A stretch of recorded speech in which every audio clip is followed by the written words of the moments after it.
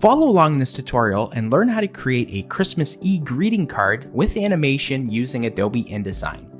In this lesson, we'll cover how to design the greeting card, set animated falling snow, as well as publish and share the project online. So let's jump right into this lesson and start creating.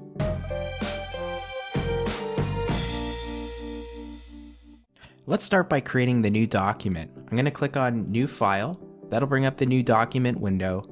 Because we're publishing this online, I want to select the Web tab. And from the preset selections here, I'll choose A4. Now, if you wanted to create a traditional print size card, say a 5x7, you can do that by clicking in the width field, type in, make sure you have everything selected, type in 5 and then the inches symbol and hit tab on your keyboard, and InDesign will convert that into pixels for you. You'll see if I do 7 here, inches, tab, it will convert it to pixels. I'm just going to go back to A4. I'm going to make sure that the orientation in this lesson is set to portrait and go ahead and click create. You'll notice in the right side panel here in the CC libraries, I have all the assets I'll need for this tutorial, which you can find in the description below to follow along in this lesson. Let's give our Christmas card a background color to start. So I'm going to click on the rectangle frame tool, create a frame to cover the entire page, and give a fill color that I have here in my CC libraries. Next, I have some snow that I want to bring in at the bottom of the card. I have 3 layers here that I want to bring in. Let's start with the first one. I'm going to click, drag, drop. Now it's a little big, but I'm just going to scale it down by holding Shift Command, that Shift Control on Windows, and just grabbing one of the corners and dragging it in. Let's make that fit from edge to edge here. Something like that is fine. I'm going to bring in the second one here. Same thing. I'm just going to click, drag, drop. And what I'll do is scale that one down as well. I'm going to place this right about here and send it behind the first layer. So to do that, a quick way of doing that is hold Command and left square bracket. If you're on Windows, that would be Option and square bracket, or Control, sorry. Let's bring in that last one here. Drag, drop. Let's go ahead and scale this one down. Edge to edge is good. And remember, to scale is Shift, Command, and just drag it in. So in this case, I'm going to hold Command, left square bracket to send it backwards. If you're going to send it all the way to the back, it's going to go behind the main background, and you don't want that, okay? So that's good for now. Let's actually make it 4. What I'll do is I'll bring that one down, and I'll bring one more layer, and I'm just copying the white one again, and I'm going to send that backwards until it gets right back to there. So we have 4 layers of snow in this scene. I think that's enough. 3 might work. That's fine as well. I'm going to start bringing in some of the buildings first, so I'll bring in this one first. Again, I'm just dragging and dropping. You could do the same thing if you're dropping from a desktop, or you can go up to File, Place, to place artwork into an InDesign layout. With this one, I'm just going to bring it onto the page and scale it up, move it to the left, and again, I'm going to use Command left square bracket to send it behind some of these snow banks here. So something like that is fine to start.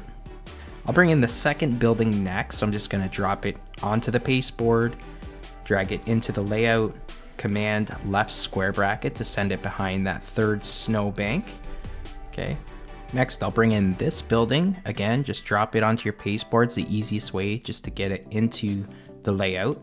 And I'm just going to drag to increase the size. Again, Command left square bracket to send it behind that third snowbank again. Let's bring in our fourth building here. I'm just gonna drag and drop and place it right about there. And this one can be, again, maybe behind that third snowbank. I'm gonna start placing some of the buildings in this area here. Maybe I'll use this building next, or this house. So again, just drop it in. Let's place it somewhere here. Increase the size just a bit.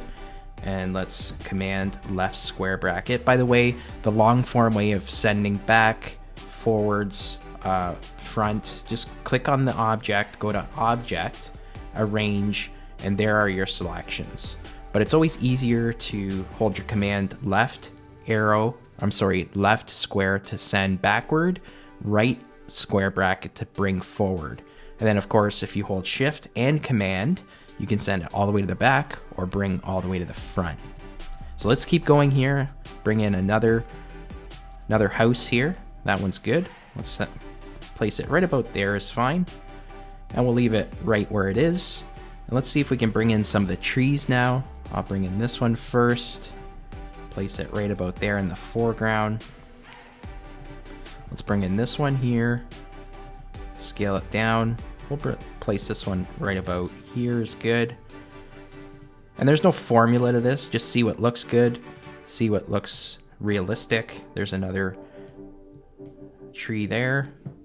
And then of course you can just copy one of the trees to fill that out, and you can also command left square bracket to send it behind that snowbank. So I'm just gonna press W on my keyboard to see how that looks with the guides off. And of course you can go ahead and maneuver things as you need.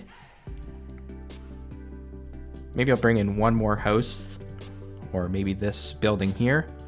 See how this looks right about here. Let's send that backwards. And then of course you could just maneuver things, right? If things start looking too congested, just eyeball things, space them out accordingly, see how they look. This one can go over here. Move this a little to the left, maybe this one a little bit back to the left. And you can see we've started to build out our scene. So next I'm going to bring in some snow. You can see I have some at the bottom here. I'm going to scroll up to the top and just drag that snow onto the layout. I'm going to position it in the left hand corner of the page, hold Shift Command and just drag out to increase the size. I'm going to hold my Option key, that's Alt on Windows, and just create another copy here. And you can maybe decrease the size here so some of the snowflakes are smaller than the others, and just bring it inwards a bit. Bring this in a little bit as well. Shift it down maybe. I'm going to hold my Shift key, click on the second group here, hold Option and drag out another copy, something like that. Maybe in this case you can even shift them opposite sides so you get some good different falling snowflakes here. Okay, and just add some separation again. Doesn't have to be perfect. And then we're going to create just one more copy here. Something like this is fine. And again, I'm just going to group this entire set. So all 6 frames, just Command G or go up to Object, Group works as well. And then what I'll do is I'll just bring it up a bit, something like that. All right, we can add our message now. For this, I'll be using a combination of Pacifico and BeLive fonts. So let's click on the Type tool, draw out a text frame, and start with the text that says, "Have yourself a," and let's change the font to Pacifico, or any script font that you might have. I'm going to bump that up, Shift Command greater than. Let's go to about 40 is good. I'm going to center it by holding Shift Command and C. Of course, you can use your alignment options up top. And I'm going to change the color to this darker green here that I have. And I'm just going to double click this text frame to have it snug around the text. Let's go ahead and create another text frame right underneath. And this will simply say Merry Christmas. And for this, I'm using BeLive, and it'll be BeLive Display.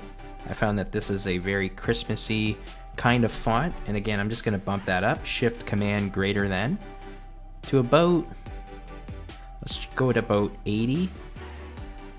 82 is fine as well. I'm just going to decrease the line spacing there, so hold your Option or Alt on Windows and up arrow key to decrease the line spacing there. Bring it in a bit, so that's the leading, and again Shift Command C to center that.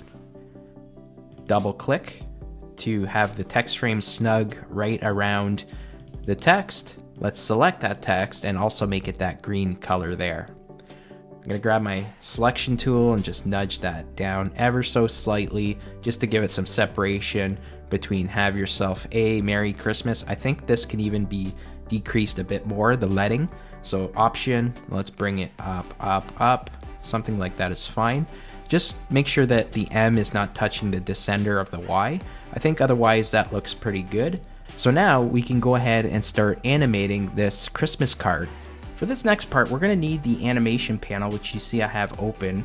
To access that, go up to Window, Interactive, and Animation.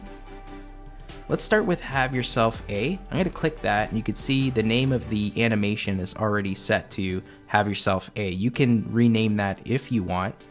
I'm going to give this a preset of Fade In, so a very simple, straightforward preset or animation of a fade in, and that will happen on page load as well. The duration, I want it to come in fairly quickly, so not 1 second, we'll have it come in at 0.5. It'll play once unless you want it to play more than that, or you can have it set to loop, but I think once with a 0.5 second duration is just fine. So let's click on Merry Christmas. Again, the name of that is Merry Christmas, which is just fine. I'm going to click on the preset here, and this will be Fly In From Bottom. Again, it will be on page load, and the duration will match the first animation, so 0.5.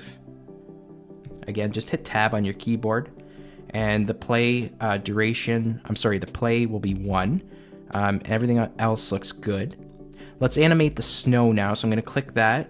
Again, this is grouped, and you can see it's named group, so it's probably a good idea to rename this to Snow, maybe Snowfall. And the preset here will fly in from top.